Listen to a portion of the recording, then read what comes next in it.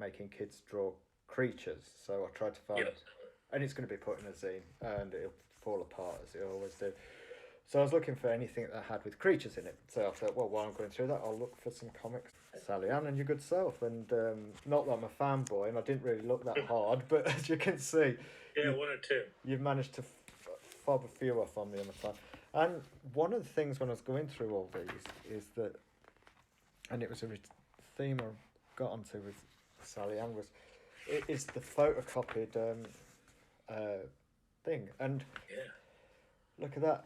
22. We're already on 22 there, and Yeah. But that's the first few dozen came out at a very rapid clip. yes, they did. And this is 2006 as well, so we're talking a fair few years ago. Yes, I think the first one's in 99 maybe, and then there's a bit of a gap, and then like the next 20 came out within about 2 years. Jesus, 99. Nah, but I just had loads of stuff that had been photocopied, that had been drawing, and it was like, I'd been drawing at E3 at that size as well at that time. And I think it was when I got my first job, it was like, I love access to a photocopier. So certainly I remember lunch times and sort of staying behind a little bit, and to take advantage of the facilities available to us. Well, I mean that's what they were there for. I mean, all employers provided a kind of a printing and publishing machine for us all to use. And I mean, I think it's a story of many people's. Unfortunately, I think it's a bit drifting away now. Actually, I don't think many people do it anymore. That's right. If only because they've got easier access to good printing facilities at home, or just people like Welsh, get stuff printed earlier on.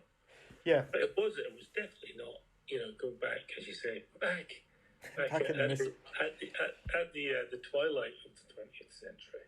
It definitely wasn't unusual just going around a comic fair there. It would be the unusual thing to see something that had been professionally printed. Oh, for sure. Absolutely. I was going through. Found an old interview I'd done, and it was like one of those. Well, how do you see comics in the future type thing? And it's like, well, I'm not a visionary, but I'll have a stab at it. And it was very much it'll just be people have access to better quality printing, and in the end, this kind of sort of pamphlet of a photocopier will be not obsolete, but will be not the norm anymore. And lo, it has come to pass. And gentrification of the small press. Yeah. Well, I mean, we've pretty much got that kind of history in this pile here, and I think although it's not look, you're so prolific.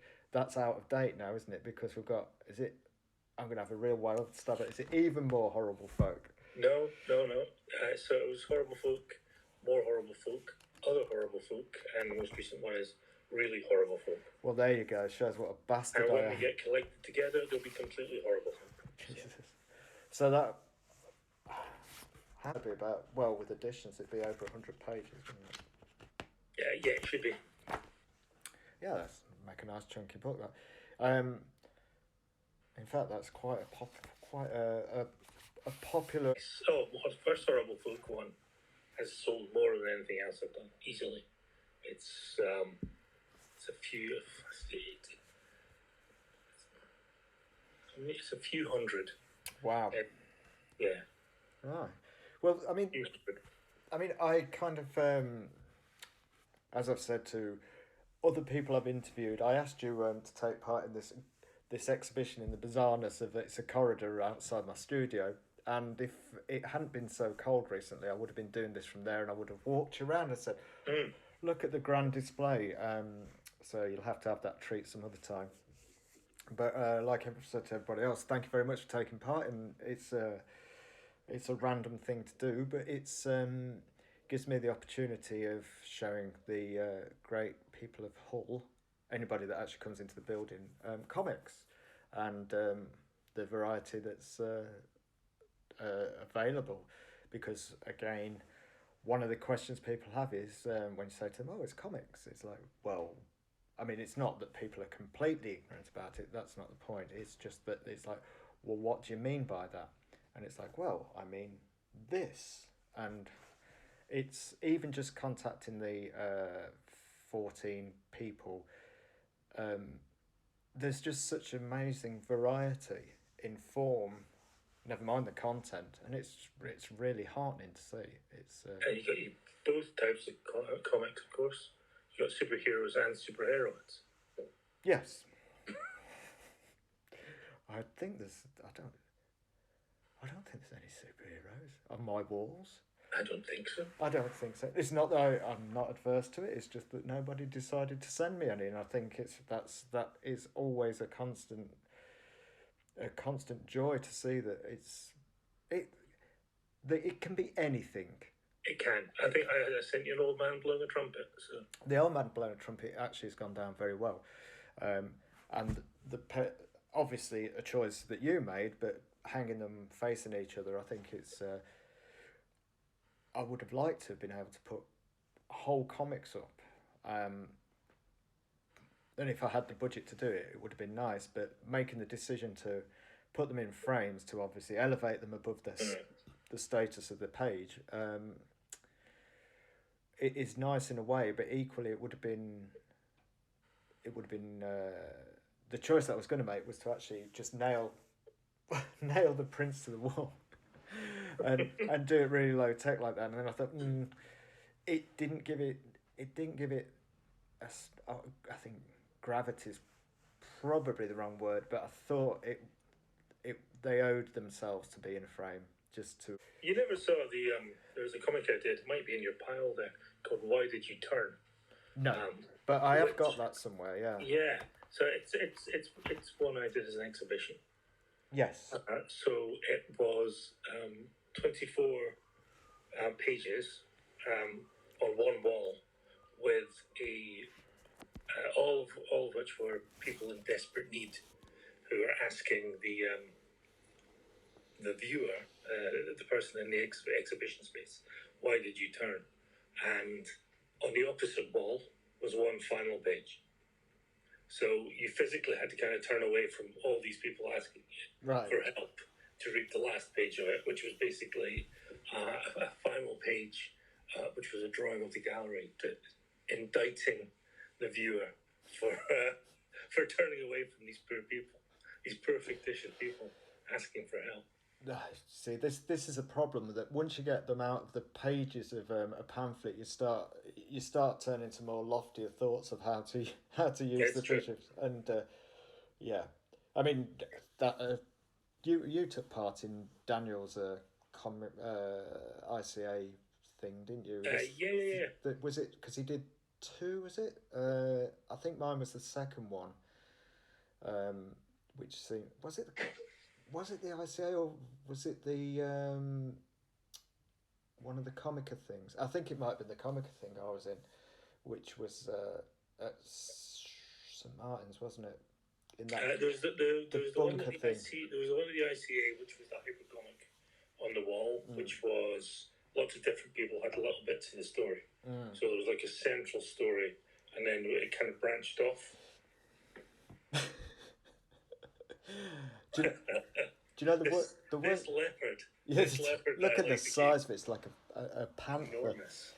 But this is the problem. I can hardly that fevered couple of years, which I would say really was about, talking of about 2006 date on here, was, but from about, I think 2005 to 8 or something like that, there was a kind of, I think it was kind of like a lot of hot action for a while. It seemed a lot going on all the time, and it's very difficult to remember most of it. I was trying to, without tripping down memory lane, I was talking to Sally Ann, and we just briefly touched on sort of like London Underground and that period, and it was and it's like we're talking like 15 years ago now. From its inception, and it's just like, oh my god, man, that's too long. I mean, not talking about myself, even though it's, as I always joke, it's my favourite subject. It's this, in fact, probably this month, I think it's 20 years since I actually did wrestle my first comic out the photocopier at work. And I just can't even sort of conceptualise that amount of time spent doing this fucking thing. So, right, when I see this kind of like starry-eyed youngsters, and I think, well, it'll go two ways for you. One is that somebody will say you're the next hot thing, and you'll have a book out before you know it, and you'll be over this thing within 2 years, or 20. Or you've got the curse, and you're damned to be within this sphere forever. Yes, so that's a very good way of putting it. So, I mean, you think like that. Oh, well, when did you start? What pen did you use? And all that sort of thing. That's for the birds. I mean, you can check that stuff online, really. So I just thought I used biros for a long time. Biros and copy paper, which there's nothing wrong with that. I mean, anything that makes a mark that makes you feel happy. Yep. Yeah, exactly. I mean, I've got boxes of pens and I never use them, mainly because I draw on my iPad. And that is, I mean, I'm always looking for a pen. It's ridiculous. I've got so many of them, and I'm always like, oh, where's a fucking pen? So, this sketchbook thing, I've always got them clipped inside there because I think at least I ain't going to lose it. I mean, I've lost count of how many comics you've made, and so I'm not sure. No. That's the fun thing. So there are 58 strip for me's, but then the numbering on those is only for those, so it doesn't count things like Paraptoma or any of the things that we've done together. So there's 6 of those plus 5 black leathers, plus there's all the pocket chiller stuff over the last couple of years, and bits and pieces of them for other people. So there's a bit now. If somebody wanted to put a spine on it, it would be maybe a couple of feet across. Somebody should. There we go. Then you can just go and beat people senseless with it and say, look at That's this. Right. This it'd be a hefty weapon. Yeah, this is what you're missing out on. I mean, I think we've had this conversation loads of times about this. The goal, if anybody ever has a goal doing this sort of thing, used to be, I want to be published. I want a publisher to take the responsibility away from me. I just want to sit all day drawing comics and somebody to do that. Well, we know that's kind of a rare beast indeed. And I don't think it's ever, I mean, I'm not party to your internal workings, but I don't think that's ever been a number one draw. I think that's been the main goal for what you do.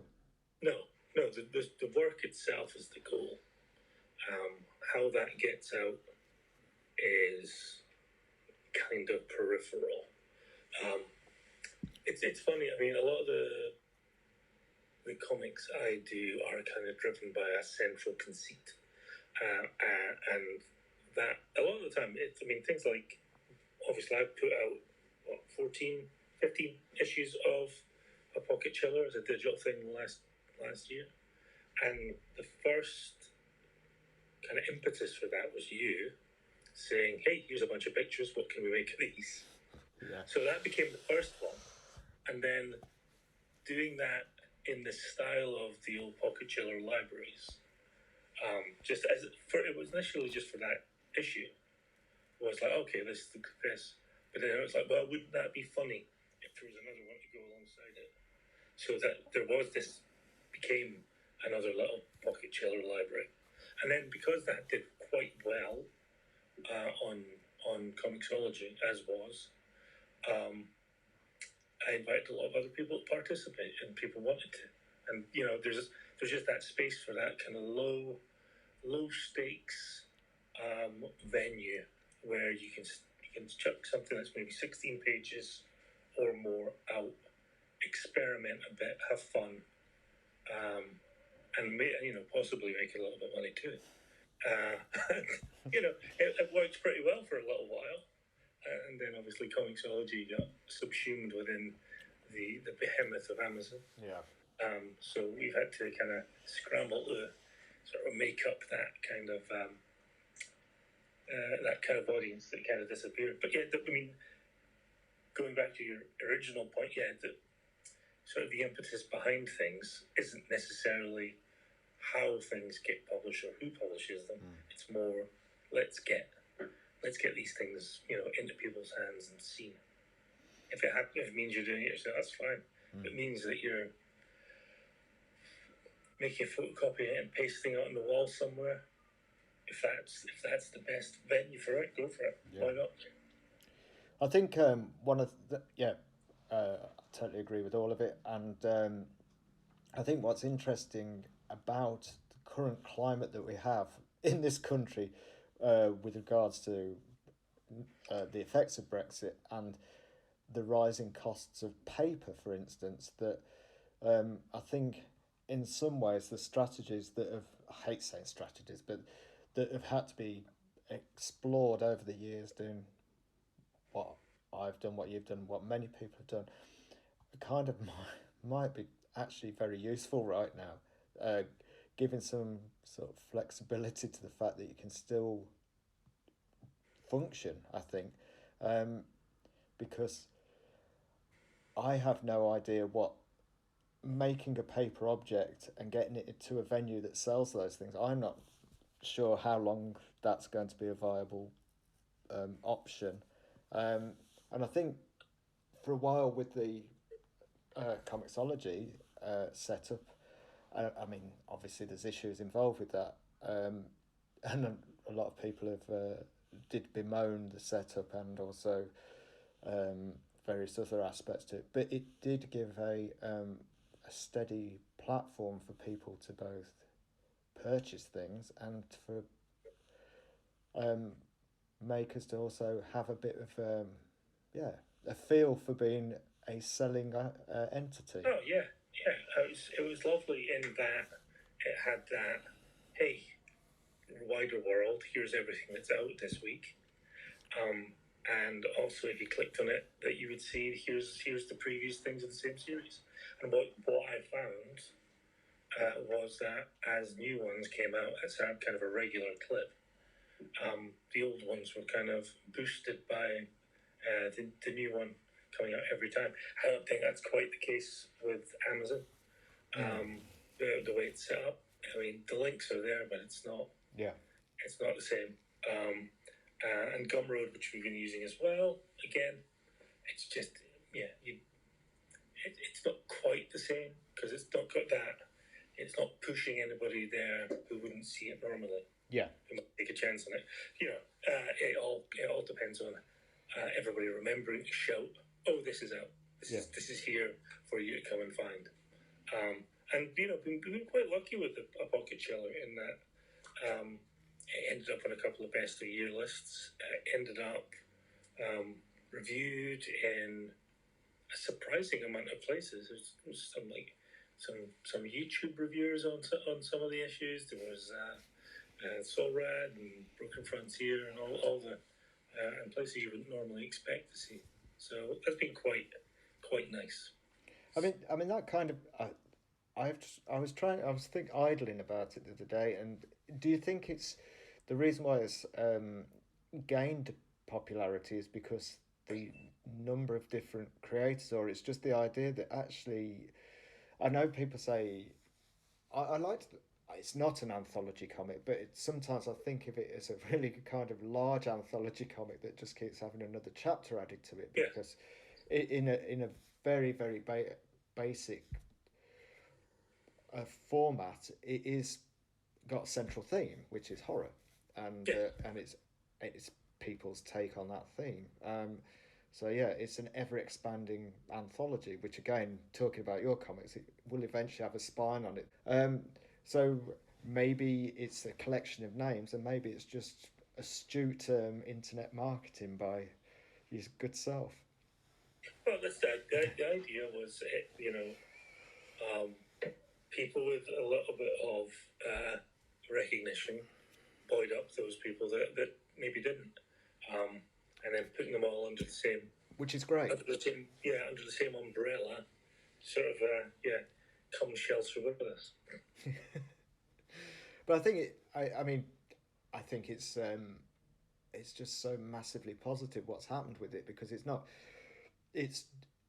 like you'd made a choice to pick up on a very current theme or a hot subject that people are really on board for about 5 minutes before they drift off onto something else. And I think the fact that it is something, I mean, horror comes and goes in people's interest, but it's not something that you would say, oh, okay, this is something that's going to get people really, really interested. I think it's so.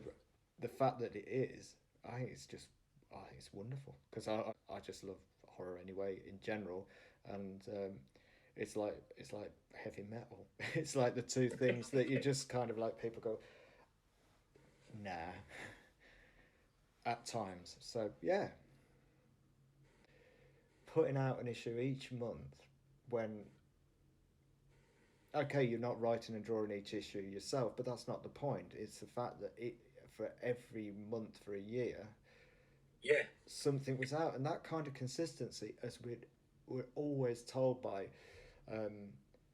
internet gurus, is the way to gain any kind of traction. It's just consistent.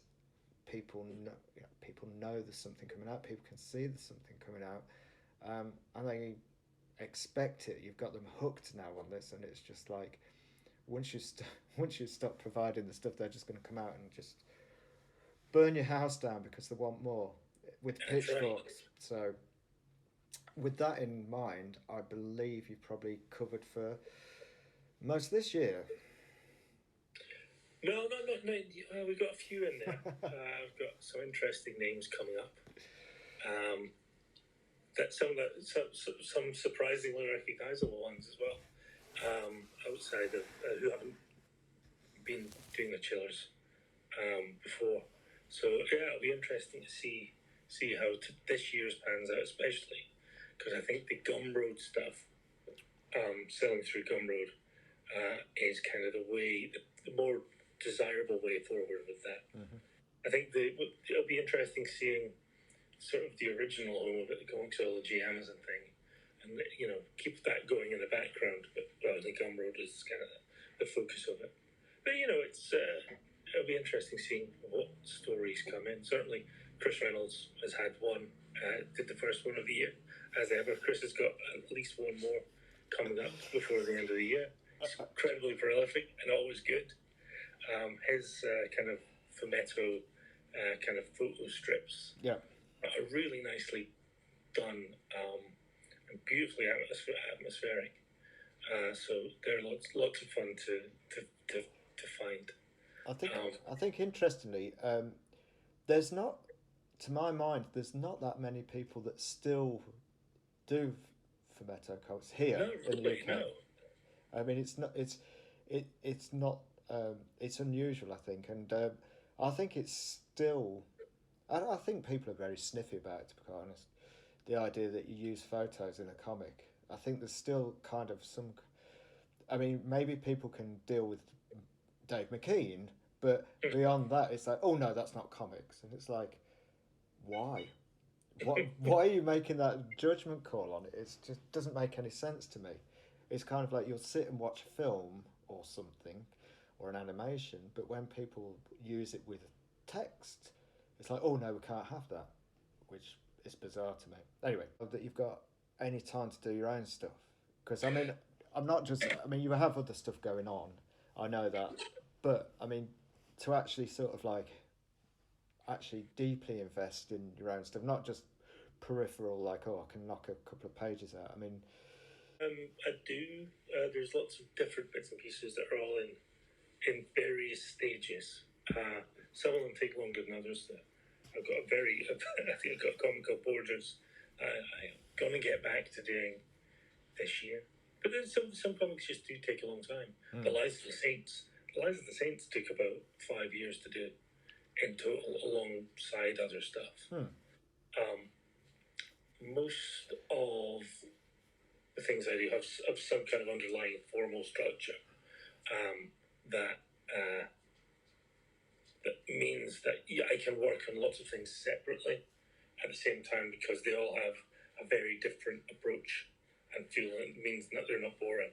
So if I'm working, say, on something from you or Mark's something like the one I did with Mark Stafford for Pocket Chillers, it's a case of I've got a big pile of images. How do these turn into something? So I'll be doing another one of those for Pocket Chillers later in the year with Mark. And again, I already know pretty much exactly how that'll go, even though I don't know what the pictures are yet. And I've got there's a thing in my head that just says, okay, this is what that will be. I've got another story that I think might be a strip for me rather than a pocket cello. Not that I'm holding, it's very good. It's not that I'm holding the best stuff. Yeah.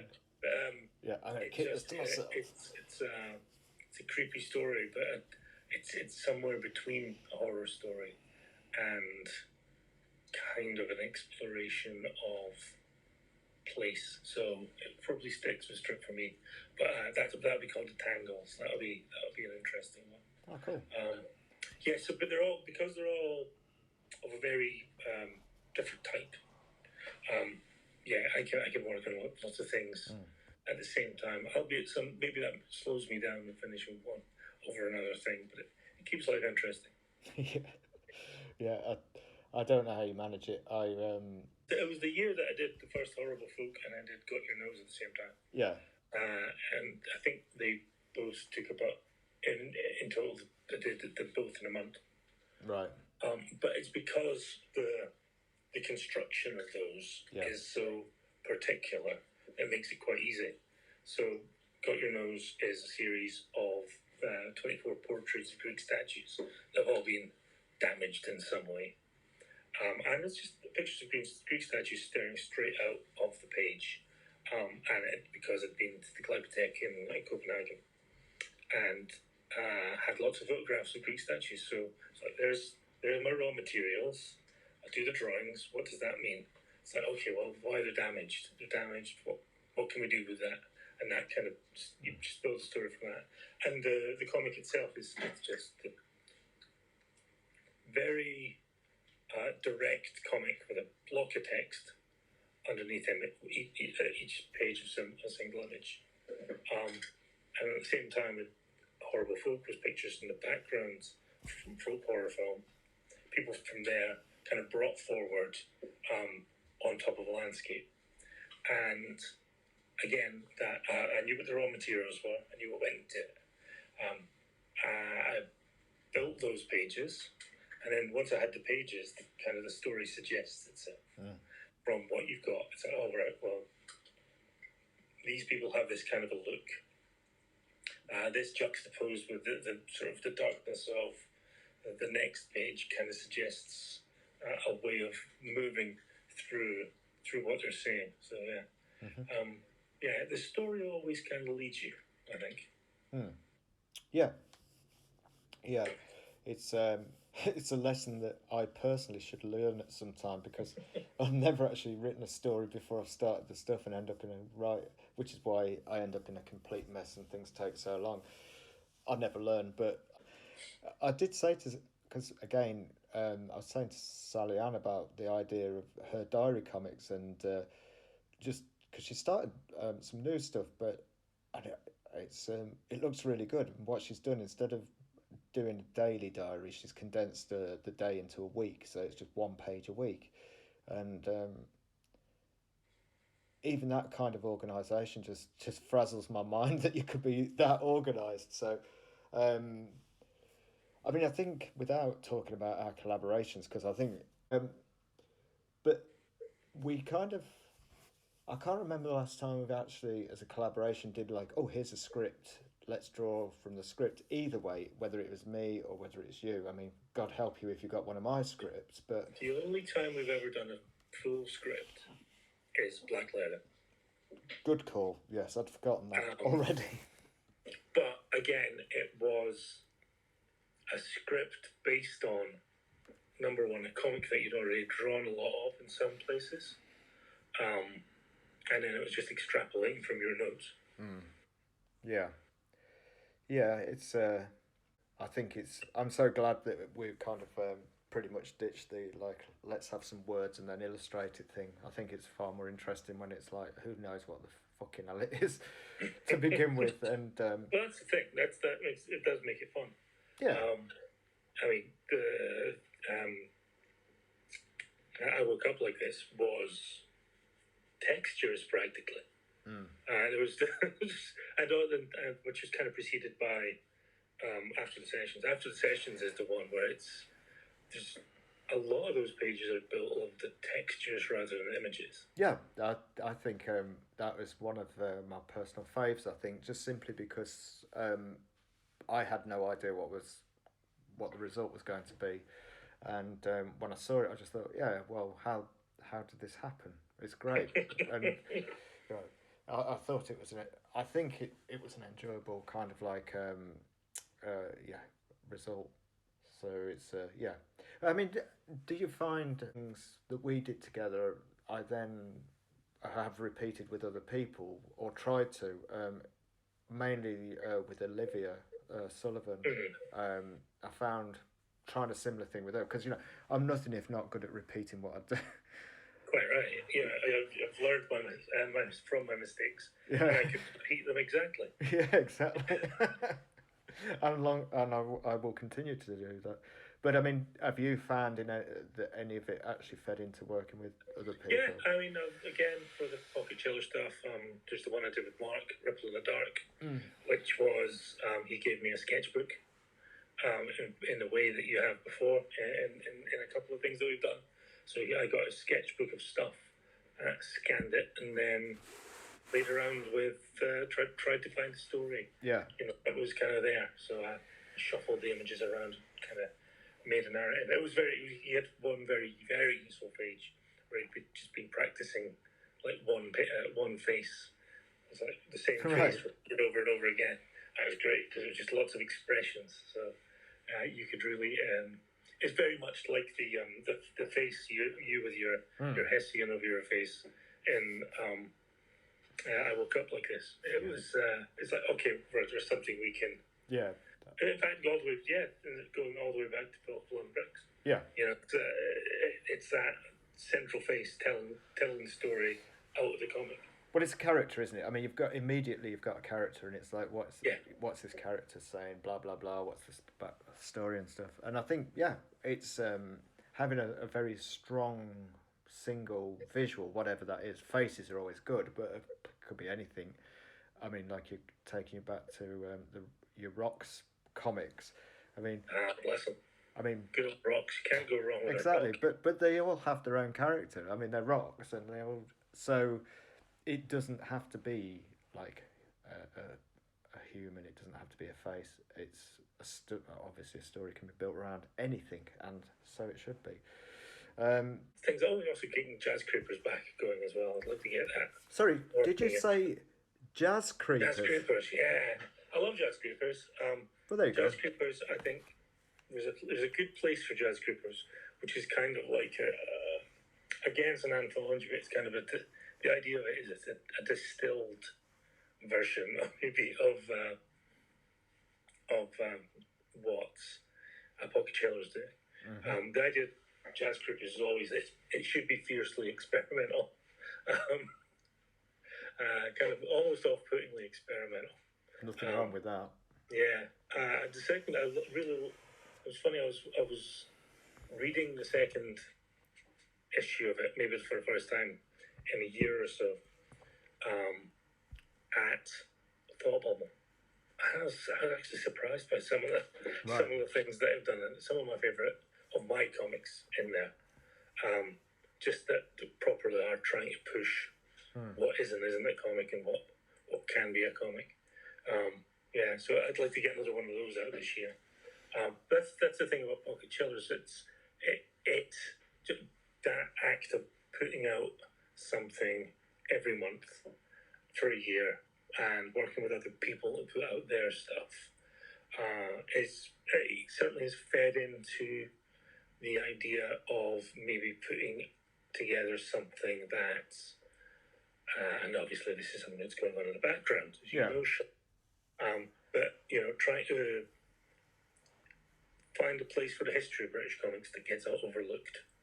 So hopefully, in a very short period of time, you'll be seeing an announcement of something, which is that'll be involved in resurrecting some lost pieces of the puzzle that is British comics. Yeah, yes, of course, and we'll all look forward to seeing that. I mean, again, just as not talking about myself, but we did talk about this on a Friday, and I'm still I'm not more than thinking about it, but my next kind of attempt to disappear up my own backside is I want to do a ACE funded project about self-publishing. I hate saying small press, but I'll say it's small press comics over the last 20 years, obviously giving it context of those that went before us, but just that kind of development, obviously not along the lines of Eddie Campbell's attempt to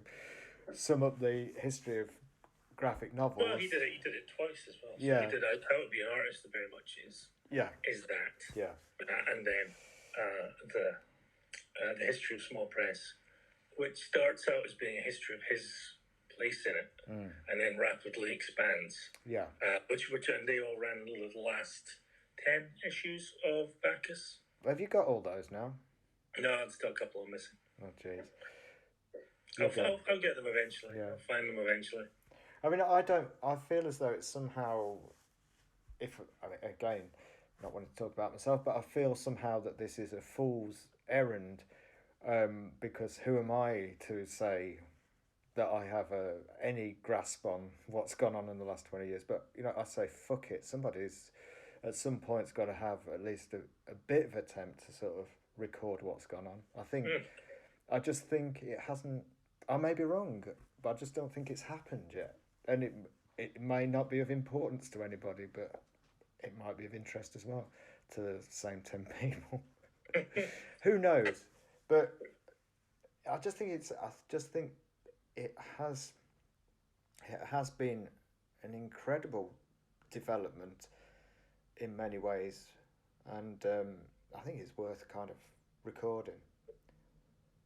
Yeah, I mean, there's... Or not, no, you're right. Because British comics are generally seen as, to people nowadays, they're often seen as, hey, 2000 AD happened, and there was some stuff before it. Yeah. And occasionally the Guardian had a comic strip in. But comics in Britain is much weirder and more interesting than just those two places. Interesting though those places are. I mean, that's the of it. But so one of the things we were looking at recently is computer video game magazines. Yeah. And on launch in the 80s, almost all of those had like little comic strips. You had Bug Hunters, for example, in computer and video games. There was a thing in it was like Commodore User or something like that, which had, it was like a big, long, luscious, painted adventure serial for like lasted for pages and pages and pages. It was like a 2-year-long storyline. A single user, and obviously the crossover between computer games and 2000 AD kind of fed into all that, because there was Nemesis and Slain and Strontium Dog games and all the rest of it. McKelvey Gill and Save Point, which ran in, I can't even... I can't remember what it ran in, but that was obviously an early forerunner of their kind of creative partnership and stuff. So I mean, there's so many kind of elements to it. Motorbike, you had things like Lamb Chop in motorbike magazines. You had all these. I'm sure even fishing magazines. Yeah, I'm sure there is. Times, I bet that had a comic. And then there was people putting out stuff as little zines themselves. A lot of those have disappeared. Some important ones, some that were really at the time seen as every bit as important as things that have sort of stood the test of time. Yeah. Like anything, and if it doesn't have somebody to champion it, it's just going to disappear. Yeah, exactly. This is where curators come into their own. So it's it's not so much a gatekeeper as a curator. Yeah, exactly. I mean, who opens doors rather than guards them. But it is such an important. I mean, it's such not something that I ever understood because I've never had a collector mentality. But people that both are collectors and curators, as you say, and years later, these collections become a very important historical artifact. It's just like, and thank goodness for that, because as you say, it's just again talking about the passage of time, 20 years and stuff like that. I think about the people, and you can do it yourself, that you've come across over that period of time, and they were like hot potatoes, and it's like, are they even still alive or whatever? I haven't seen output for like 1,000 years, and that's because they don't anymore. Or it's just fascinating. It's always fascinating. I mean, I know I will become exactly the same thing at some point when I keel over or stop making or something. I'll just become a non-existent entity as well. It's just fascinating. Well, thank you very much, Douglas. It's I could talk to you all year, but I mean, none of us have that much breath. And also, thank you, Takeshi, for a brief appearance. Thanks for taking part in the exhibition. I'm going to extend it for another month because I just think I should, because I want to do these interviews. I'm also putting together a collection of the work that we have to give out as a kind of like a exhibition zine catalogue thing. But yeah, just thanks for everything. That's fine.